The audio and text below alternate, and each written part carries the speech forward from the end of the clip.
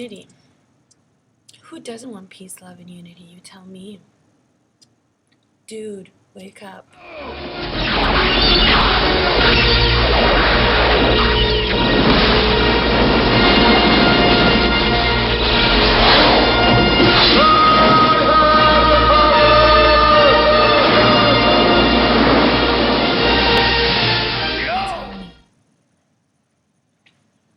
Power shift.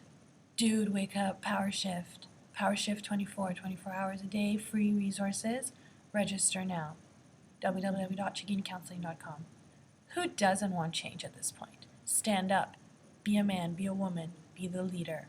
Right now. Time is now. Peace out.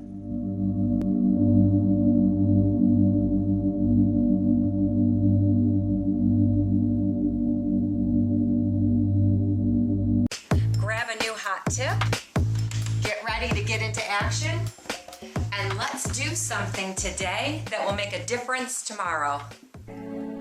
Are you sick and tired of dealing with poor flexibility, poor posture, back problems, aching joints, being overweight, poor balance, stress, or just want to increase your sense of health and well-being? I'm a composer, and I have social anxiety disorder. I am a football player, and I have a bipolar disorder. I am a scholar, and I have schizophrenia. I am a doctor, and I have OCD. I am an engineer, and I have panic disorder. I'm a leader, and I have depression.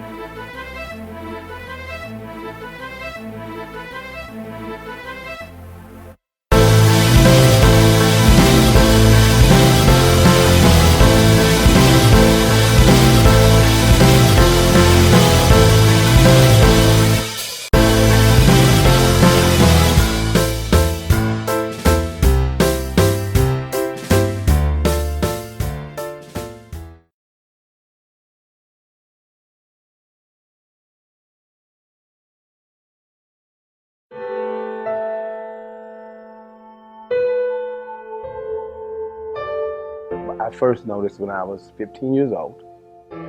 I tried to drink. Didn't do it, I wasn't good at it. Maybe 2 or 3 years went by, I did it again. Then I met I had a girlfriend, I can say her name. But anyway, she introduced me to cocaine. From cocaine, it became progressively worse. I had started singing in some bands and stuff, because I had started singing. I couldn't even get hired because I had a drug problem. I would show up to work late. I wouldn't go. Sometimes I would be 5 minutes late to a gig, and I wouldn't go in the gig because I'd rather get high than to go inside knowing I was 5 minutes late. I stole from my parents. They had a store. I stole from them. The money. So one time my father decided he set a trap for me. Caught me. That was that. And now they start leaving the money in the house. They couldn't trust me with that. I drank all the time, all day, and did drugs all day. When I woke up in the morning, that's what I did. That's what I did all day, all night. Whatever money I made, I bought drugs. At this time, I was using crack. Okay. I went to go buy some, and I bought from an undercover cop. The same time that I got arrested, they impounded her car. So I had to call her. The police department called her. They told her that I had been arrested. And she said, oh, he must have been drinking here tonight. No. Oh, Mr. Whitehead, he bought crack cocaine from an undercover officer. Well, she had to come to the police station. They had at the time, they had a camera that you could see the person that was coming to bail you out on a camera inside the jail. I could see her sitting there, and she was crying. And she was crying because it surprised her. She had me on such a pedestal, my wife, before that. She had never thought I would do things like that. And never. That's the day I called the drug abuse hotline. They came in, they picked me up. They took me to a rehabilitation center up in Boca Raton. I cried all the way there. I cried because, it wasn't because I got caught. I cried because I had to give up my friend. Drugs for my friend. I've been clean 17 years. 17 years. My career, well, I have a band, 2 bands, Eclipse and the Final Countdown Band. We've been together 7 years. I started a company called I Sing Entertainment. Working and trying to work it, make it happen, you know. The advice I would give you is you can get help. It's help out there. Somebody will help you. But you gotta, number one, you gotta want help. You gotta want to stop. You gotta want it. Nobody else can make you stop. Nobody can force you to stop. Nobody can take things from you to stop. You gotta want to stop. It's in you. You gotta want to stop. Hi, I'm Michael Whitehead. I support the Erase the Stigma campaign.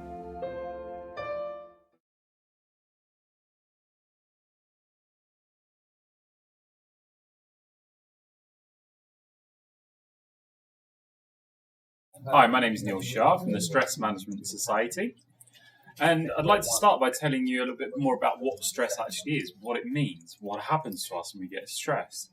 We live in an age where you can't turn on a television, pick up a newspaper or a magazine without someone talking about stress. It seems to be such a huge part of our modern existence. But what is it? What happens to us when we get stressed? Why do we have stress? What is the purpose of stress? Well, stress has been around as long as human beings have been around. Nature gave us stress for a very good reason. When our common ancestors, the cavemen that surfaced on the plains of East Africa 200,000 years ago, when they experienced stress, it was actually a very useful and constructive response, because they would have experienced it when they were being attacked by, say, a saber-toothed tiger. And they would use that response as a mechanism to ensure they were physically and mentally set up to the best of their abilities to do what's necessary to either fight that tiger, overpower it and save their skin, or to be able to turn and run away to the best of their ability. Hence, the stress response also being known as the fight or flight response. Literally speaking, your body has gone into a physical state of preparation to allow you to do what's necessary to remove yourself from that situation of stress and to save your skin. Now, the challenge isn't stress. In fact, stress isn't a problem. Stress is actually a very good thing. If it wasn't for stress, you wouldn't be watching this video, and I wouldn't be here, because our whole entire species would be extinct. The reason our species has thrived and become the dominant species on this planet is because we had a response such as stress that not only allowed us to survive all of the challenges that our ancestors faced, but to thrive and to break the boundaries of Africa and explore into the rest of the world and actually flourish in the way that we have today.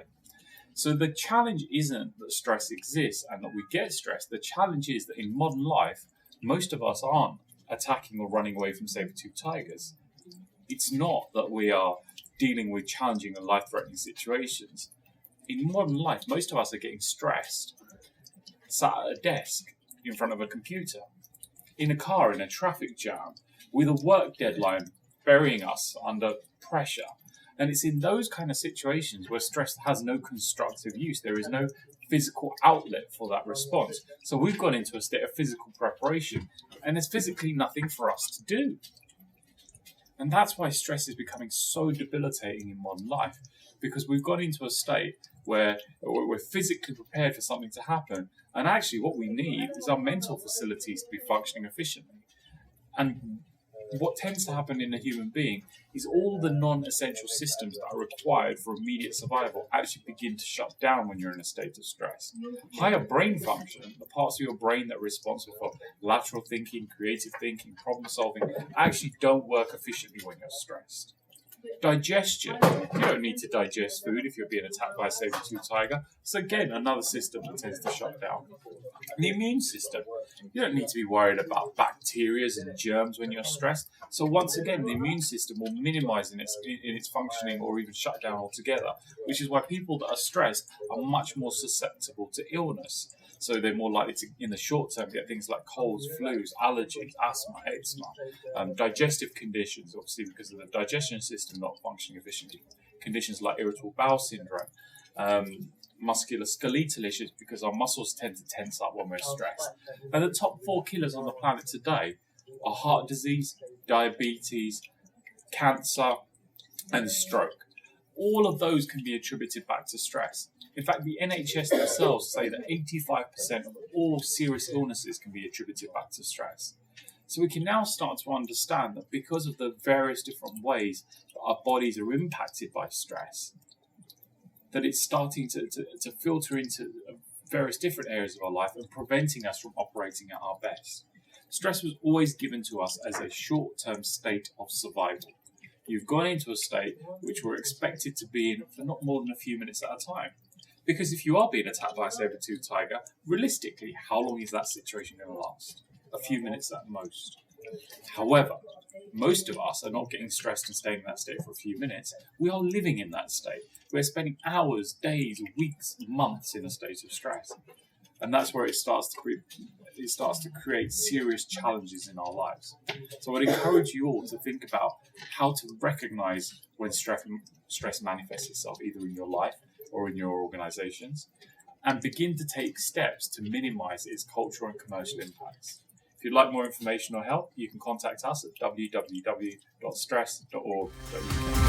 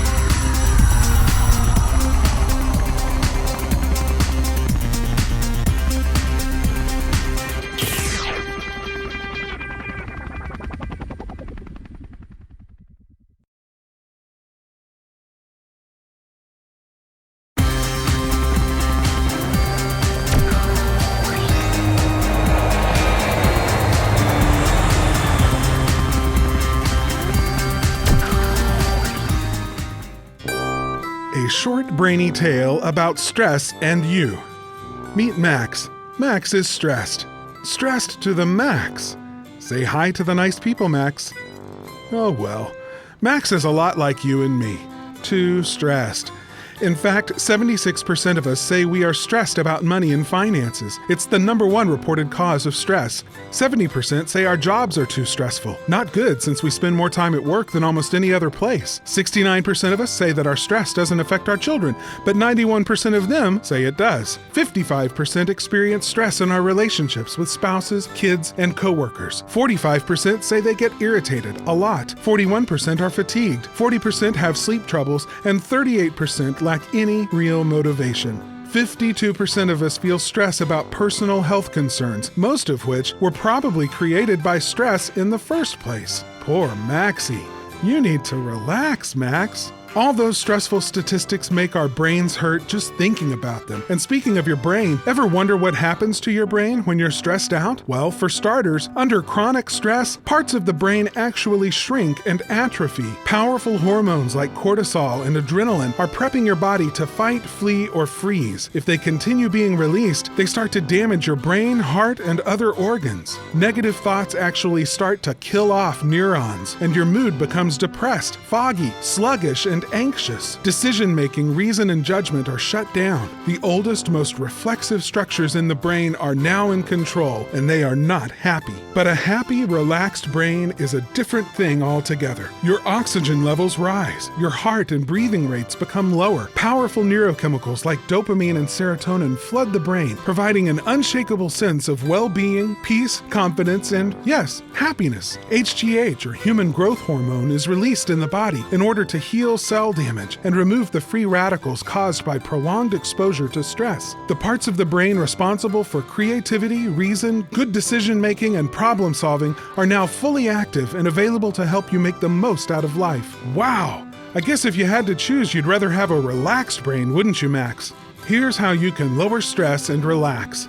Science has proven that meditation is extremely beneficial for brain and body, while exercise and play keep you fit, engaged, and active, lowering dangerous levels of stress. You can laugh with others. Studies show that happy people are more resilient. Oh, and find positive things to focus on. Optimism really does change the brain. A quick fact about meditation: perhaps even more than exercise, a daily 20-minute meditation practice can give you better perspective, reduce harmful stress chemicals in your brain, improve your immune system, and raise your overall sense of well-being. Coupled with healthy eating and exercise, you'll be unstoppable. And did you know that you can train your brain to stop the stress response and immediately trigger your body's natural relaxation response? There really is no reason to live with dangerous levels of stress. You can enjoy the benefits of deep relaxation anytime you want by training your brain to go there right now, just like Max.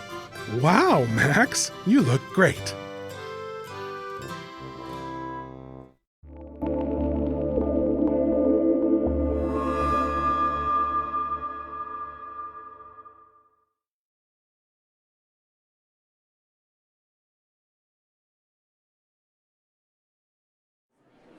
So my name is Dr. Hannah Critchlow, and I'm with the Naked Scientists, and I've been at the Wander Street Fair, which has been organised by the Wellcome Trust and the BNA, and it's been brilliant. We've been inundated with hundreds and hundreds of people throughout the last 3 days, of all different ages, with different questions and different interests. Okay, so I'm Matt. I've been working down here at this Festival of Neuroscience, and we've been tricking people's brains. So we've been doing a load of illusions, and people have loved it. People have absolutely loved it. People have been screaming with laughter, and people have been jumping around, and some people have been really freaked out. It's been quite hilarious. Wow, that's a big question. I've been really interested in that idea because everyone's is different. The way that you live your life makes different connections within your brain that change your personality and change the way you see things. So I wouldn't say that it's my soul as such, but I would say that it is definitely me. My relationship to the brain is in everything, every movement, every breath is the brain. So why wouldn't you be interested in it? There's nothing else.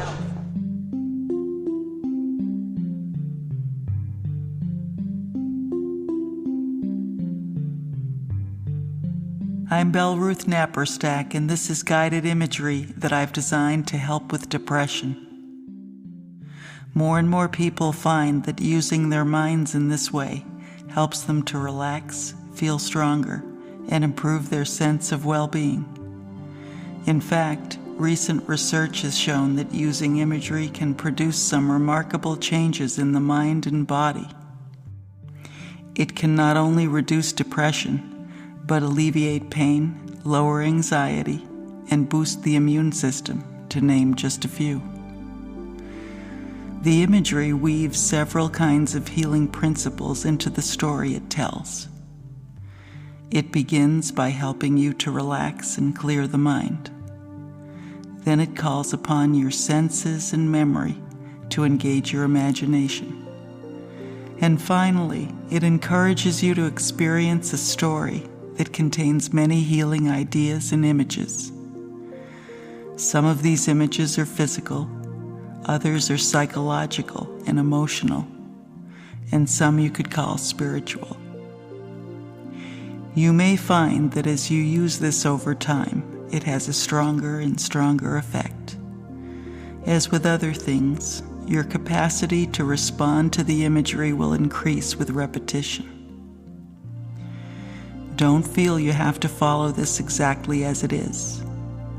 You may want to stop and linger over some especially meaningful images and ignore the rest. Or you may find yourself rearranging a word or phrase that just doesn't suit you. Feel free to let your mind edit as it sees fit. It probably will anyway. And because there are many right ways to do this, you can trust your own intuition and intelligence to be your best guide. Sometimes people will hear something for the first time after weeks of listening. Trust your mind to notice what it needs to hear, and that can change from week to week or even day to day. People sometimes worry that they're not listening attentively enough, or that they're not experiencing the imagery correctly. The truth is, you'll probably go in and out of paying attention because of the reverie state you're likely to be in. Some people even fall asleep the first few times they listen because they're not used to being both relaxed and awake. But over time, the words and images that are good for you will seep into your awareness. Should you notice your mind wandering, you can gently guide it back. And because the imagery deliberately encourages a dreamy kind of awareness, it's best not to play it while driving. Sometimes the imagery will bring forth unexpected emotion. If this is the case with you, see if you can allow the feelings to just come up and move through you, seeing it as a kind of necessary rinsing that's taking place. It won't hurt you to do this. In fact, it's generally very good for people who are depressed. The segment that follows consists of affirmations. These are positive statements that can be very useful in the healing process, a sort of reprogramming of your unconscious mind to combat negative thinking. For some, affirmations are more effective than guided imagery. With either segment, take what is useful and leave the rest. If there is an image or a statement that is especially meaningful to you, try to briefly play it over in your mind several times a day. When you brush your teeth, or stop for a red light, or even better, just as you enter that twilight zone just before falling asleep. An especially powerful time to do this. Listen to this as often as you like. Most people do well listening twice a day, morning and evening. After several weeks, you may want to put it aside for a while, try some others, and then come back to it. And every now and then, you may want to review these instructions as a way of keeping yourself on track. So see if you can take this next while to commit yourself to this process of engaging the power of your imagination to help you heal, by gently immersing yourself in this safe and easy process. To begin with, see if you can position yourself as comfortably as you can, shifting your weight so you're allowing your body to be fully supported by your chair or bed or whatever is supporting you. Try to arrange it so your head, neck, and spine are straight. And taking a couple of deep, full cleansing breaths, inhaling as fully as you comfortably can, deep into the chest if you can, and out. And again, deep into the chest, and exhale. And now, breathing deep into the belly if you can, and exhale. And again, deep into the belly, and out.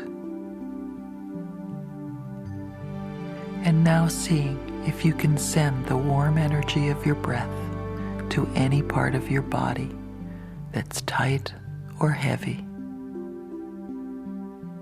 and releasing the discomfort with the exhale, so you can feel your breath going to all the tense or heavy places, loosening and softening them, and then gathering it all up and exhaling it, so that more and more you're feeling safe and comfortable, relaxed and easy, watching the healing action of the breath with friendly but detached awareness.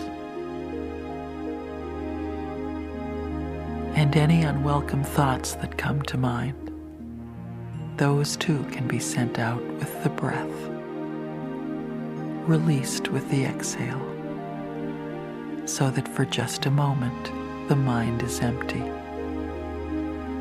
For just a split second, it is free and clear space, and you are blessed with stillness.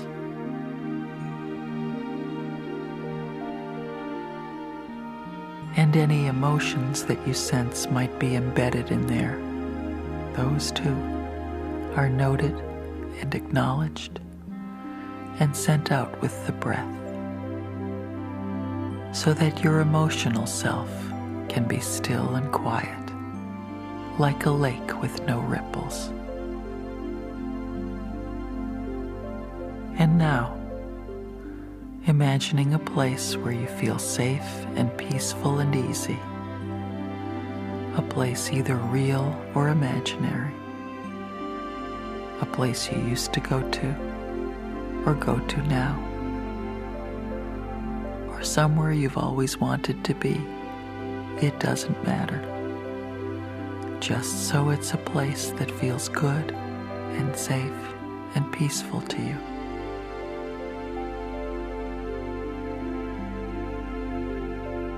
And allowing the place to become more real to you in all its dimensions, looking around you, taking the place in with your eyes, enjoying the colors, the scenery, looking over to your right and over to your left, and feeling whatever you're sitting against or lying upon, whether it's sand or grass, a pine needly forest floor, a cozy armchair, or a nice warm rock in the sun.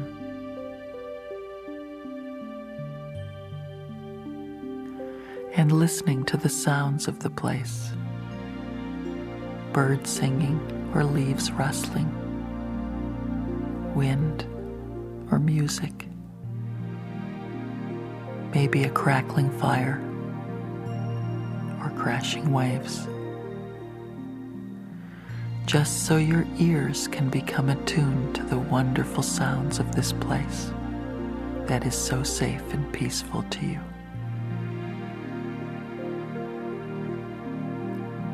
You might feel a breeze blowing, crisp and dry, or balmy and wet,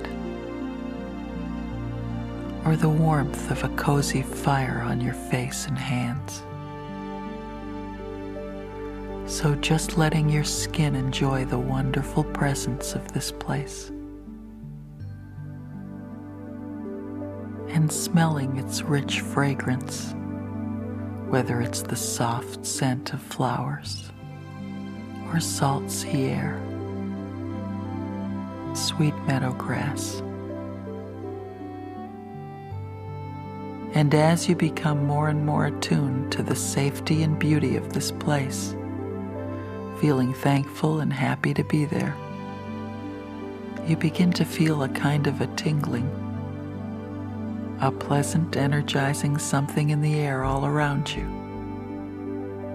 Something that contains expectancy and excitement. A sense that something wonderful is just about to happen. And you may even smile to yourself because perhaps you haven't had that feeling in a while. But now you do know with some. Hello. I am here to tell you about alternative methods in mental health.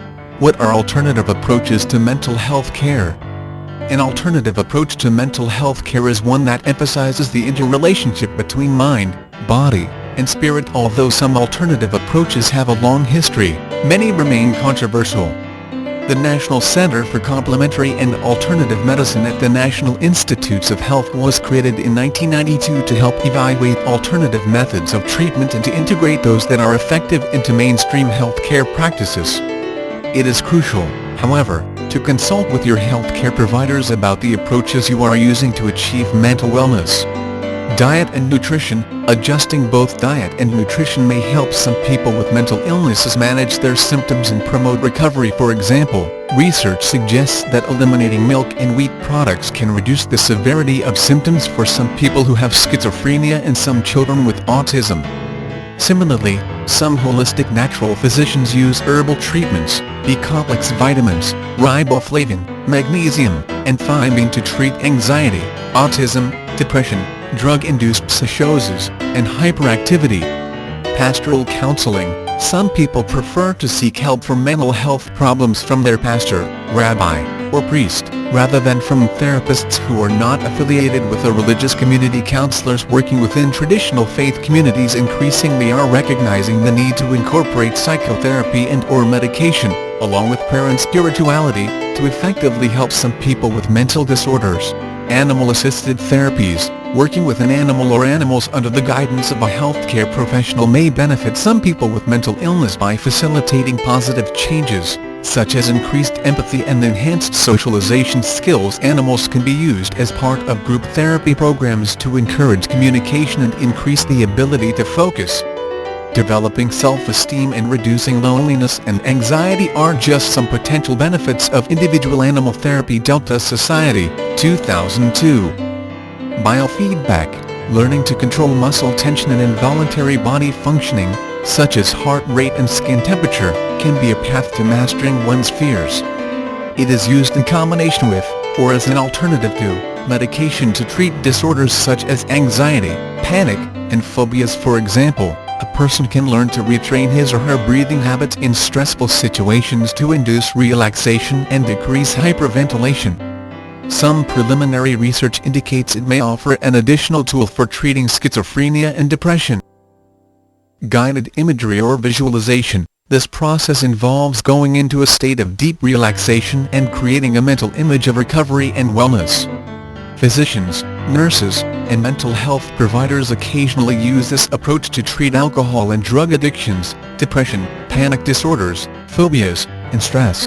Telemedicine. Plugging into video and computer technology is a relatively new innovation in healthcare. It allows both consumers and providers in remote or rural areas to gain access to mental health or specialty expertise. Telemedicine can enable consulting providers to speak to and observe patients directly. It also can be used in education and training programs for generalist clinicians. Telephone counseling. Active listening skills are a hallmark of telephone counselors.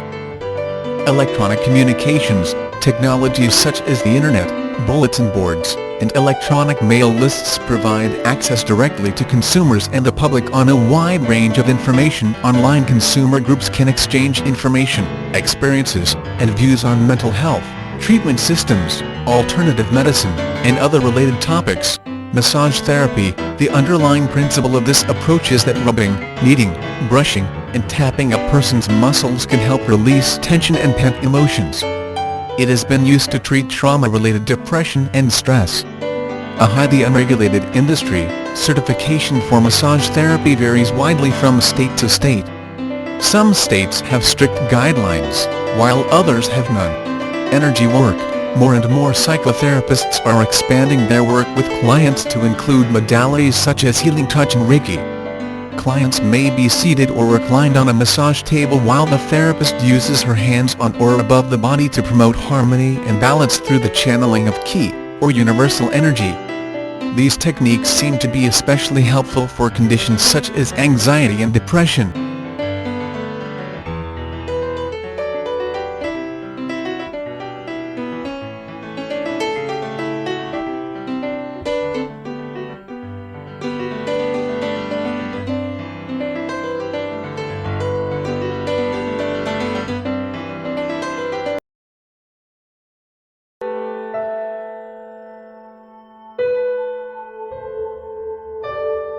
The first time I noticed that I might have a mental health issue was at the age of 14. I started experiencing a lot of very strange, sudden onset symptoms that I couldn't identify. Symptoms like extreme stomach pain, I couldn't stop crying, I was experiencing this profound guilt over really, really trivial things. So I was still a child, basically, so I went to my mother and I presented her with these symptoms, you know, like, what's going on, Mom, I'm really sick. And she took me to the pediatrician, and the pediatrician said, I think your daughter's suffering from depression. This is sort of beyond the scope of what I do. You need to take her to a specialist. So we went to a psychiatrist and we went to a therapist. When I went to the psychiatrist and to the therapist, it was clear to them that I was suffering from a form of major clinical depression.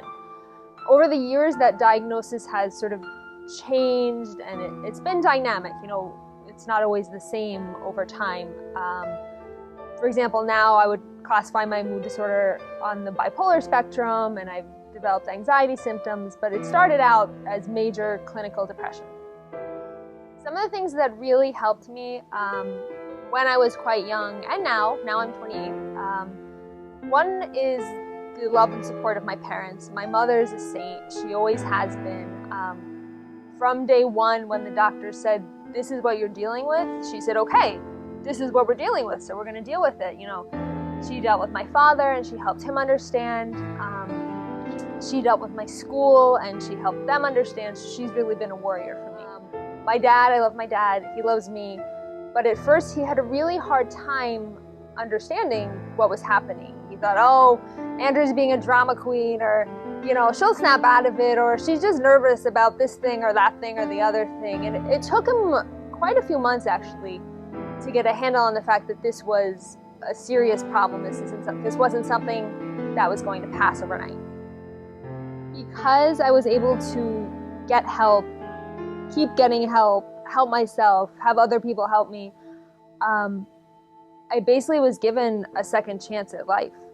You know, sometimes I think about what would have happened to me if I had been born in the 50s, when there was so much stigma that, you know, there wasn't even really treatment for mental illness. What would have happened to me? Well, the harsh but true answer is I would have died. And that didn't happen because I had this opportunity to get help, to seek treatment, and now I live a full life.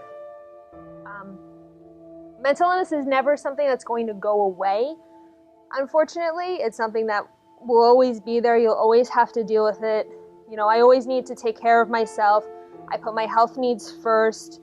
You know, whether it's things like I don't drink because it interferes with my medication, or I'm really careful about my sleep because it has a huge impact on my moods. Like, okay, some people would say, well, you don't live fully because you don't go out all night and drink. I say, okay, I don't, but I take care of myself and I live fully in other ways.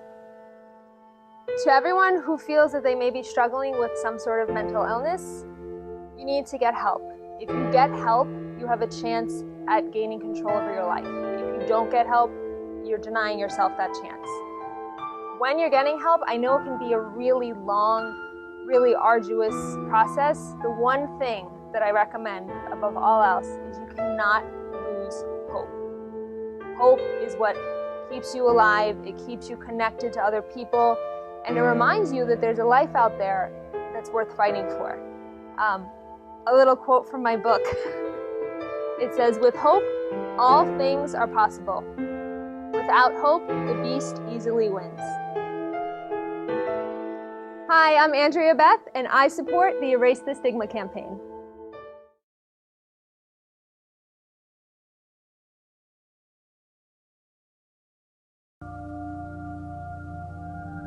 Bill, do me.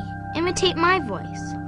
How can I? You're not dead yet. I wish I could come out, Edie. I wish I could be born like everyone else. Can't I be born later on?